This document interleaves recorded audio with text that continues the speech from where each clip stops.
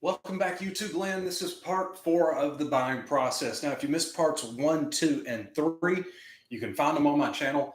We're just giving a very brief overview of the buying process for first-time home buyers. I get a lot of calls for first-time home buyers, and so this is really for them. I'm going to turn my head around backwards, get some light in my face here. So, how do we go about buying a home? That's the first question I get. So in part 1, we covered the buyer consultation, which is a meeting with your realtor that they really get to know you and get to know what makes you tick and find out what home is right for you.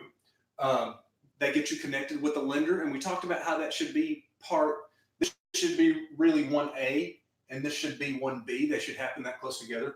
Number 3, we talked about the home search process, Zillow, Realtor.com, Trulia, and we talked about how the best way to do that is to get your realtor to set you up on a drip campaign in the MLS and why that is really more advantageous than anything else. So I would encourage you to go watch part 3 if you want the information on why to set up a drip campaign.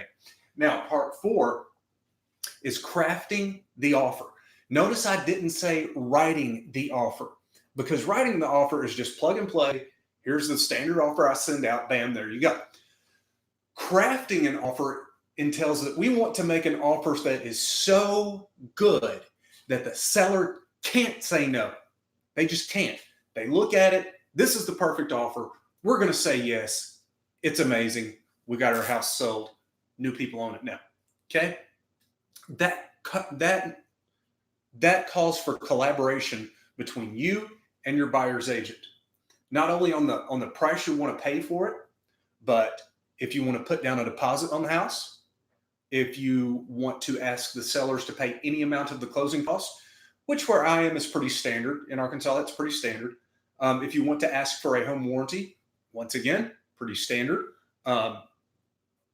And how long would the closing period be?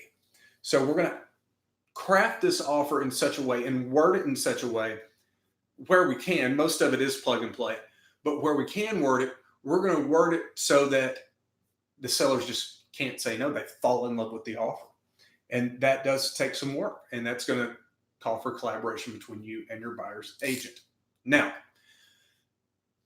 tomorrow, we're going to get started on getting the house under contract and what all goes on after we get it under contract. Just a very brief overview. Okay. I'll plan some more in-depth videos about this entire process later on. But come back for part 5 tomorrow for getting the house under contract.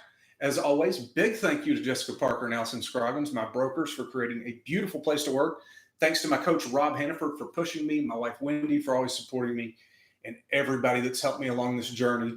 All my past clients, guys, because of you, for every transaction I have done this year, a family is going to be fed for Thanksgiving. So, guys, if you want to go look at a house, you got my contact information. If not, find me on Facebook. It's all over the place there, and I would love to help you out. As always, be safe, be careful, and I'll see you tomorrow.